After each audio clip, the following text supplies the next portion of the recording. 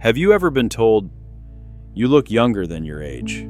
Not just once, but often. By strangers, by people you've known for years, as if there's something about you they can't quite explain, something untouched, timeless. They might mention your skin, your eyes, your smile, but deep down you know it's not just about how you look. There's something else, something softer, something quieter, like a presence that makes others feel safe, calm, maybe even younger just by being near you. But what if I told you that looking younger than your age has nothing to do with luck or genes or skincare, that there are hidden reasons, invisible forces you've been living out unconsciously, beautifully, all along? Would you believe it? This video isn't about beauty tips. It's not about how to reverse aging. It's about soul, about energy, and about the secret intelligence within your being that has been preserving your youth in ways the world doesn't teach. Because some people, even after heartbreak, grief, and years of carrying life, still walk with light in their eyes, still feel strangely untouched by time. And maybe you are one of them. So if there's ever been a part of you that quietly wondered, why do I still feel so young? Even when life has tried to age me, then stay with me, not to learn something new, but to finally recognize the silent truths you've already lived. And if while listening something inside you softens a memory, a breath, a knowing, then let it speak. Leave a trace of your presence in the comments. Just a word, a whisper, a pause. So others like you, wandering souls, can find comfort in knowing they are not the only ones. And if your soul feels called to walk this path a little further, where your depth is seen and your energy is understood, then gently subscribe to this channel. Not because you need more, but because maybe you're ready to remember what you already are. Because the first hidden reason you look younger than your age has nothing to do with what's seen, and everything to do with what others can feel when they stand near you and suddenly their nervous system exhales.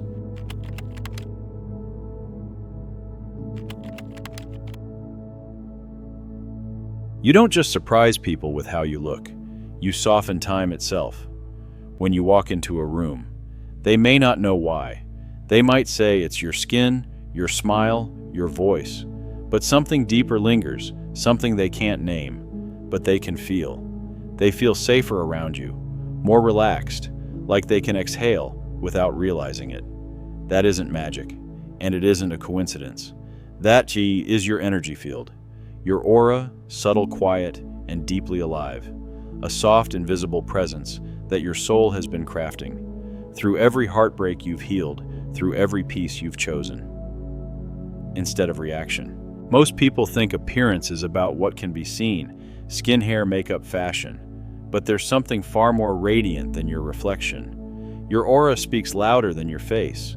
Have you ever met someone who wasn't conventionally attractive, and yet you couldn't stop looking at them? They weren't trying to be seen. They weren't performing beauty. They were simply at ease within themselves, and that created a kind of glow, a silent frequency that made you feel calm just standing near them. That's aura. That's what Carl Jung would call psychic energy libido, not as sexuality, but as life force. Not what you do, but how you be. It's your presence, your atmosphere, the emotional climate you create. Without effort, what's within you becomes what surrounds you. People who live in constant stress, project urgency, but those who have made peace with their storms, they carry stillness with them, and that stillness makes them feel ageless. Your aura isn't something you fabricate. It's the result of 1,000 quiet decisions. Choosing grace instead of resentment. Choosing to leave instead of needing to prove. Choosing not to carry what doesn't belong to you. Those choices, often unnoticed, create a kind of invisible protection around you. And that protection, that gentleness, makes people forget about your age, because they're too busy feeling safe. We associate youth with softness, but you've become soft, without becoming weak. That's a different kind of youth, a spiritual one. You don't fight time, you don't chase it, you step outside it. Carl Jung once said, "Until you make the unconscious conscious, it will direct your life, and you will call it fate." And when you live consciously, when your life is not run by emotional triggers or old wounds, you begin to emit something rare: clean energy. Your aura doesn't carry the noise of old grudges. It doesn't drip with bitterness or comparison. You don't perform your worth, you rest in it. And that pulls you out of the grasp of time. Because those who are no longer at war within themselves cease to age the way the world expects them to. You don't demand attention, you dissolve resistance. That's the secret you may have never realized. You enter a room, and the energy changes. You don't need to say anything. But people feel different when you're near. The pressure drops, the tension loosens. There's room to breathe again, and that makes them look at you and think, how are they this peaceful, this radiant? Youth is not about what you project. It's about what others feel safe to let go of when they're with you. That is the power of your aura. And whether you've realized it or not, it has been shielding you from the erosion of time. Not by making you look younger, but by keeping your soul visible. And a visible soul is always beautiful. But your aura is only the beginning. It's the outer mist of something even more powerful, something that lives inside your emotional body, in how you handle pain, in how you let go. Because the next hidden reason has nothing to do with what surrounds you, and everything to do with what you no longer hold on to. We'll step into that next.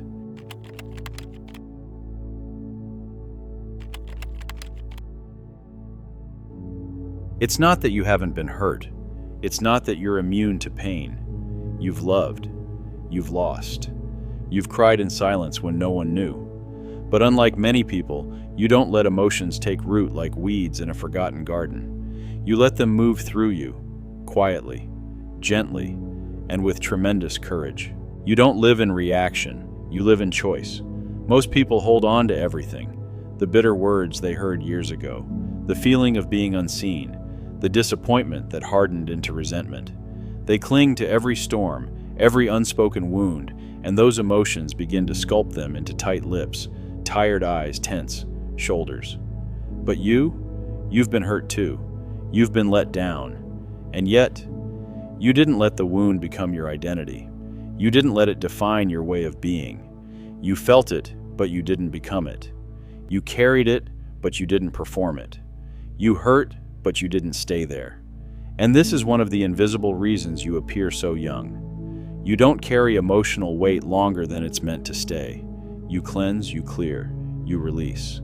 And what's left behind is light. Carl Jung called this freedom from the persona, the emotional mask. In Jungian psychology, persona is the social mask we wear to be accepted. It helps us function, but it can also trap us. When we unconsciously wear a mask of bitterness, resentment, or guarded pride, we are no longer aging. We are calcifying. But you've peeled those masks away. Not with force, but with awareness. You've recognized that carrying old pain only slows your spirit. That holding on to betrayal doesn't protect you, it ages you. It makes you heavy. And heaviness is never youthful. So you let it go. Even when you had every reason not to, you let it go. You don't run from emotion. You sit with it, and then you set it free. People often confuse letting go with avoidance. But true release requires strength. You've sat with your sorrow. You've felt the ache of loneliness rise in your chest like a quiet storm, and you didn't numb it. You welcomed it. You breathed with it. And when it had said what it came to say, you let it return to the wind. You didn't lock it inside. You didn't armor yourself with it. You simply bowed and released. That emotional circulation, the ability to feel and then flow, is what keeps your face soft, your eyes bright, your aura light. It's not youth. It's emotional hygiene. You don't need to retaliate, you just no longer need to hold on. Some people keep their pain just to one day give it back, to prove a point, to win. But you're done with the war. You've made peace with being misunderstood. You've chosen peace over vindication. Your emotional maturity isn't defined by what you express, but by what you no longer react to. You've outgrown the need to be right, and that's why you glow, not with pride, but with release. Your youthfulness doesn't come from naivety, but from conscious surrender. You're not naive. You simply no longer allow every wave of feeling to possess you. You've become the stillness beneath the waves, a watcher, a wise one, a soul who has learned how to hold on to herself when everything else is falling apart. And the paradox, that kind of stillness, makes you look like someone who has never been touched by heaviness, even though you have. But the truth is, it's not just about what you've learned to release. It's also about what you've chosen to protect. There's a part of you, tender, radiant, almost fragile, that time never managed to steal. A part of you that still smiles for no reason, that still believes in joy, that still walks with wonder as if seeing sunlight for the very first time. That part of you is the inner child, still alive, still breathing, still never abandoned. And in the next part of this journey, we'll gently return to that child, to that inner spring of softness and hope you've kept safe in silence all these years. If something in this touched a memory, a feeling, or even just brought a small smile to your heart, I'd love to know. Leave a word below in the comments, just one, a quiet sign that you were here and that this part of your story was seen, because who knows, your whisper may be exactly what someone else is waiting to hear.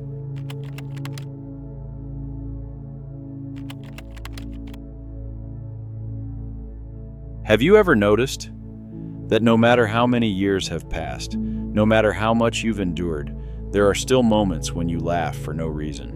Moments when a sunset makes you pause, when a breeze touches your skin just right. And for a brief second, you feel as soft as you did when you were young. That's not nostalgia. That's a part of you that never aged, a part that stayed untouched, a part that still believes in beauty even after the world has been so painfully unkind.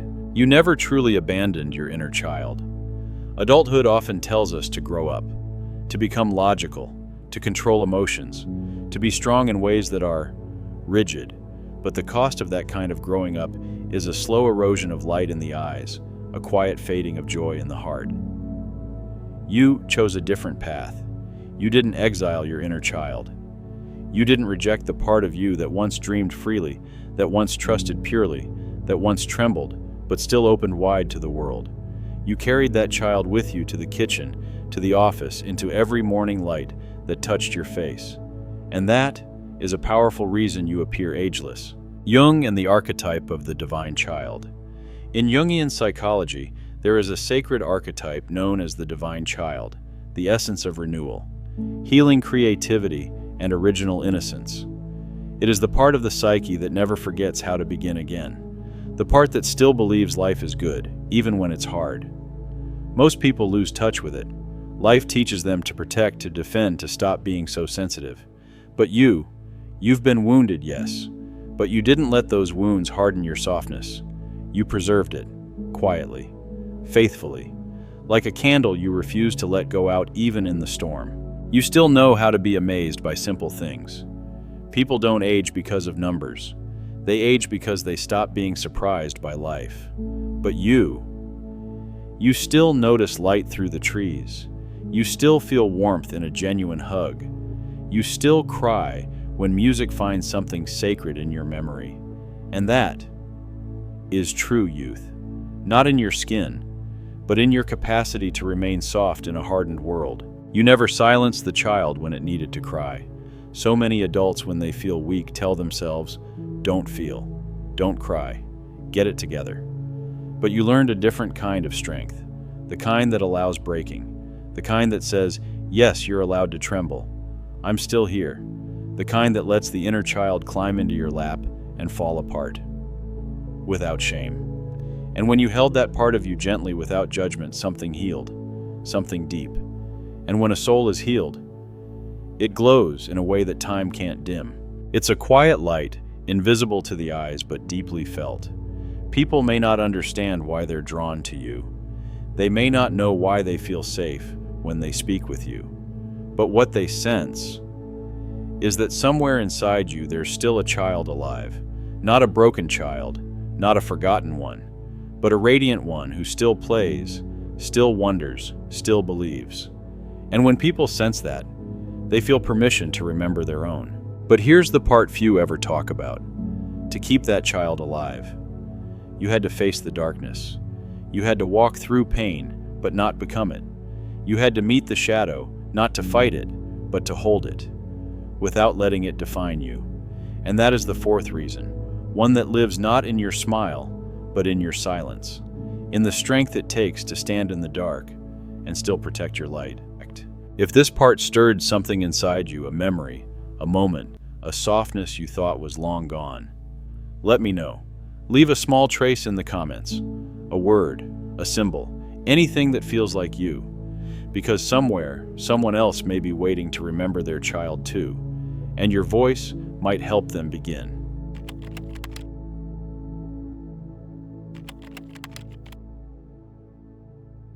No one looks younger because they've never been broken. In fact, the ones who appear ageless are often the ones who've walked through fire, but never let it burn their heart closed. You've tasted betrayal. You've sat in the silence while others laughed loudly. You've held back tears in rooms where no one would have understood. You've been told to stay strong, even when all you wanted was to fall apart. And you didn't break. But more importantly, you didn't become what once tried to break you. You faced your shadow, but didn't let it possess you. Carl Jung called it the shadow, the unconscious parts of us we don't want to see, don't want to feel, but that still follow us. Like a shadow beneath the light. Most people deal with their darkness in two ways. They either run from it or they're consumed by it. But you chose a third way. You turned toward it. You looked it in the eyes, and you did not flinch. You didn't fake being good. You chose to be kind consciously. You didn't pretend you never felt rage. You didn't deny your jealousy, your hurt, your fear. You acknowledged them. You whispered, "I see you," but you don't get to steer. True maturity is not about denying the shadow. It's about saying, yes, I could hurt back, but I won't. Yes, I could shut down, but I'll stay open. You had every right to harden, but you didn't. You chose peace. You chose mercy. You chose not to be the pain that once visited you. You let the darkness move through you, but never live in you. Others may look at you now and wonder, how are they so calm, so gentle? What they don't see are the nights you cried alone, the silent battles you fought, the moments when anger begged you to explode, and you simply sat still, letting it rise, letting it pass, refusing to become it. That's why you look young. Not because you've never been wounded, but because you refuse to let your wounds become your face. Youth doesn't live in the skin. It lives in the heart that hasn't turned to stone. You've met young people who already feel aged. Their eyes are tired, their spirit heavy. And you've met elders who carry light like it's still springtime inside them. And you are one of them. You kept your senses open. You kept your soul responsive. You refused to become numb even when the world offered every reason to shut down. And that makes you glow in a way that no cream, no surgery, no filter ever could. You didn't lock the darkness away. You lit a candle inside it, Jung wrote. One does not become enlightened by imagining figures of light, but by making the darkness conscious. And you've done just that. You didn't suppress. You didn't bury. You sat with your fear. You asked it questions. You understood where it came from. And then slowly, you brought it into the light. You transformed pain into wisdom, anger into clarity, loneliness into presence. And what remains is not just youth, it's depth, it's grace, it's stillness that no longer needs to prove itself. But the journey doesn't stop here, because once you stop fighting the darkness, once you no longer need to prove anything, something strange and beautiful happens. You slow down. You no longer rush. You begin to move. Like water, flowing, not chasing, responding, not reacting. And that, so, is the fifth hidden reason. The reason some people seem untouched by time is because they no longer move under its pressure. They've entered another rhythm, a rhythm that belongs to the soul. If this part reminded you of a shadow you once faced, or a silent choice you made to keep your light alive, I invite you to share. Not to retell the pain, but to leave a thread for someone else walking through their own darkness right now. A single word, a symbol, a quiet nod, just enough for someone else to know you made it through. And maybe I can too.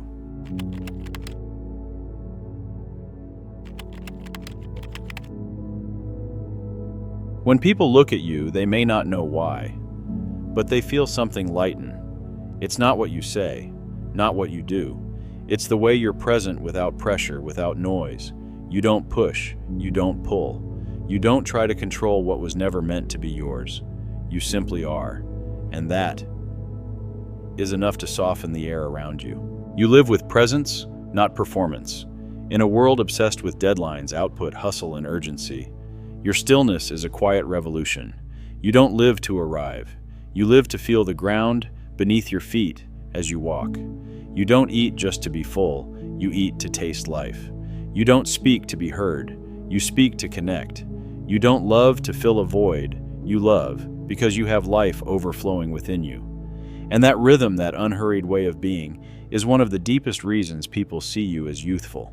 You're not in a hurry because you're no longer running from anything. So many people rush because they're afraid. Afraid they're falling behind. Afraid they're not enough. Afraid they'll miss something. They move from goal to goal, feeling to feeling, believing motion will quiet their inner emptiness. But you've stopped. You've turned inward. You've touched that emptiness.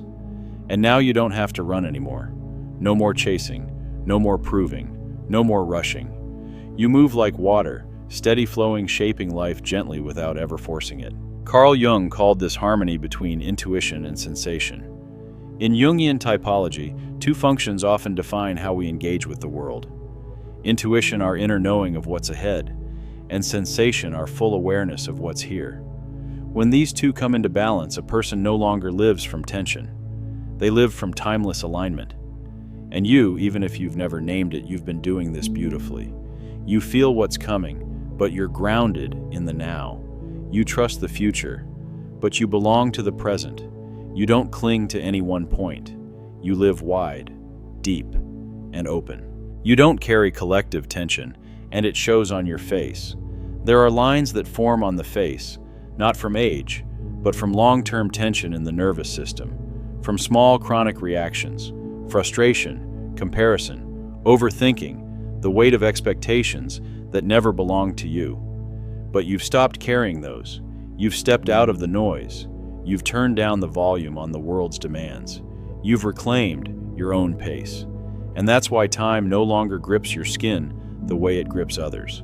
Because your nervous system is no longer living in survival. It's living in rhythm. You no longer live in reaction. You live in quiet choosing. You don't react the way you used to. Not when you're challenged. Not when you're misunderstood. Not when you're pressured to be faster, louder, or more. You don't rush to respond. You don't scramble to defend. You wait. You breathe. You choose. And this is what people see, but can't describe when they say you look ageless. You're not young because you froze time. You're young because you stopped letting time control your nervous system. You no longer move from pressure. You move from presence. And that is the most beautiful kind of movement. And perhaps, because you've learned to move like water, you've also learned not to carry what was never yours to hold. It's not that you were never burdened. You've carried more than your share. But somewhere along the way, you realized not every sadness is yours. Not every expectation is yours to fulfill.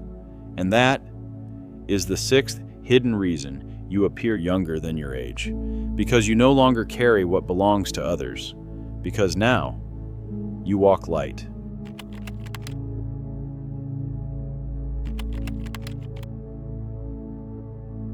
You used to carry everything. A dismissive glance, a careless word, the unspoken pressure to always be better, stronger, more agreeable, more available. Not because you were weak, but because you were sensitive, deep feeling, and profoundly empathetic. You used to carry other people's emotions, your family's expectations, the unhealed rage of strangers, the invisible grief of others that somehow settled in your chest as if it belonged there. You used to be the container for everyone else's feelings. You were the one others turned to when they needed a place to unload, not because you caused their pain, but because you felt safe enough to receive it.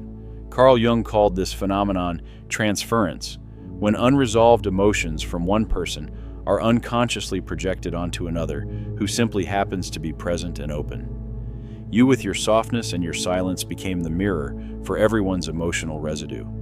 And you took it on, because you didn't want to hurt anyone, because deep down you thought maybe it was your role.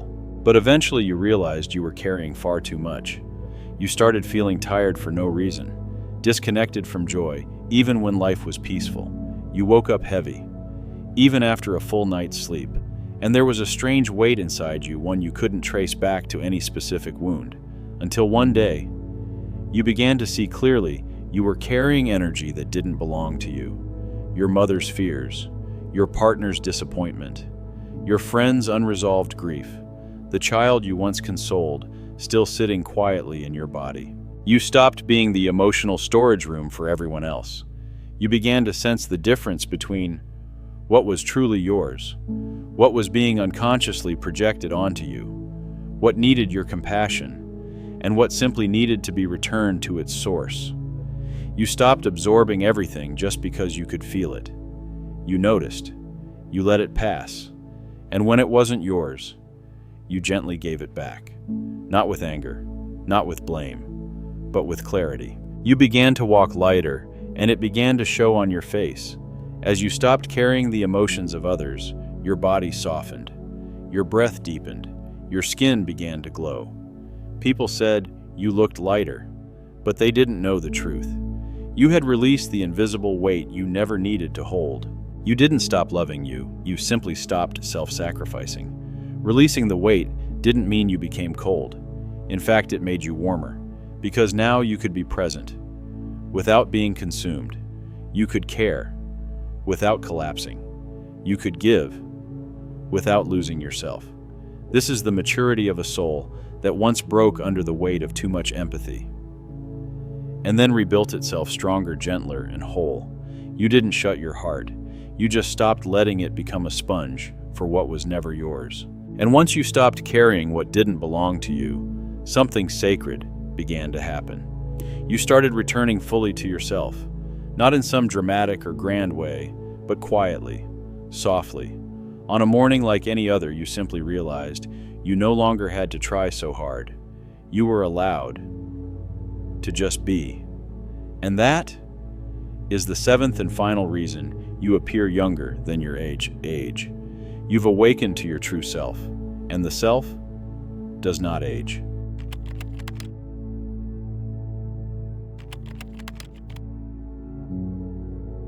You've gone through enough pain, enough darkness, enough seasons where you had to hold yourself together in silence, but instead of becoming sharp-guarded or bitter, you returned.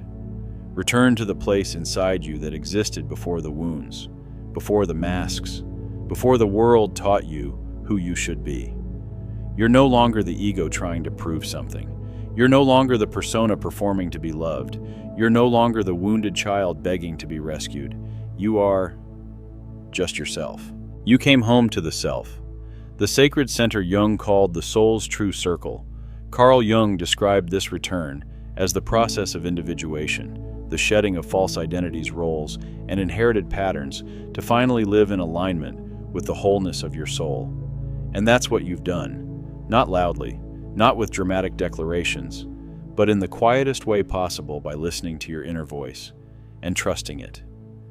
That's why you don't need layers of appearance, yet you still glow. You don't need to force connection, yet you're deeply loved. You don't try to be youthful, and yet people tell you you look so light.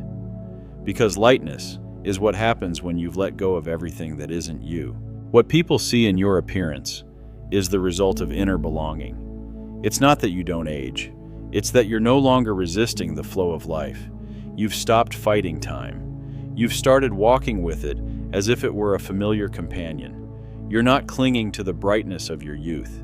You're radiating from a different source, now a light that's been refined by shadow and still kept its warmth. You're not just young, you've become whole. There are people who are young and empty, and there are those who have lived decades, yet carry a fullness that cannot be taught. You are one of them. You have awakened, not through knowledge, but through pain, surrender, and soul-deep remembering. You are the living embodiment of something most people never say aloud, that healing is what makes you radiant, not youth. That returning is the real miracle, not resisting.